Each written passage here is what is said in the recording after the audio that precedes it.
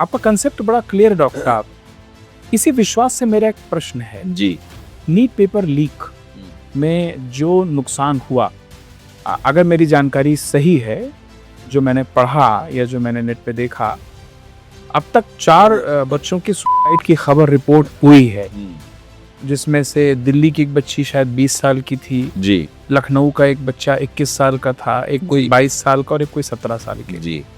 अभी तक इसमें किसी जो मेन पावर पॉइंट है जिसकी लापरवाही से हुआ, उनके खिलाफ कोई बहुत ठोस कार्रवाई नहीं दिखती। देखो, ये दुर्भाग्यपूर्ण है, लेकिन मैं एक आपको बोलना चाहता हूँ कि जब कोई यश मिलता है तो उसके सभी मालिक होते हैं।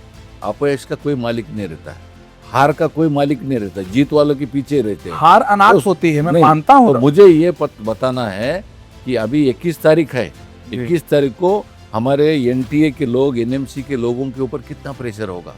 देखो, उन लोगों का हौसला बढ़ाना, इतने बड़े सिस्टम को चला रहे, 2.5 करोड़ बच्चों की एग्जाम लेना है, ठीक है, कुछ नीचे के ग्राउंड लेवल के लोगों की तरफ से गलतियां हुई है। मैंने तो अब मेरे ग्राउंड लेवल लोगों की मेरी बात सुनिए आप जी। मैं इस मीटिंग का एक अविभाज्य घटक हूँ, मैं डॉक्टर हूँ, मैं जिम्मेदारी से कह रहा हूँ।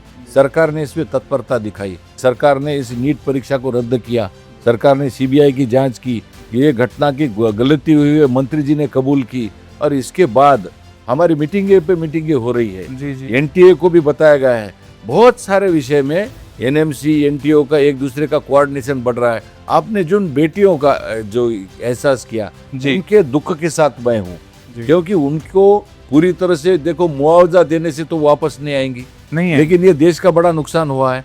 लेकिन आज हमारे देश में इस प्रकार का, ये 2014 के पहले तो बहुत घोटाले होते थे जी। लेकिन मैं ये कहना चाहता हूँ कि सरकार इसमें बहुत तत्पर है, और इनका अभी जो सिस्टम हमारी काम कर रही है, विद्यार्थियों का हमने हौसला भी बढ़ाना चाहिए, और हमने इन जो एजेंसियां जो काम कर रही है, नेशनल मेडिकल कमीशन हो, नेशनल टेस्टिंग एजेंसी हो, इनका हौसला बढ़ाना ये हमारा काम है, ये देशभक्ति का काम है।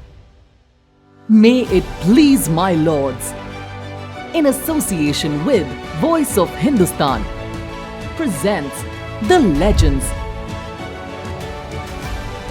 an initiative by Hindustan Asset Reconciliation and Securitization Limited, powered by Vedic Legal and Company.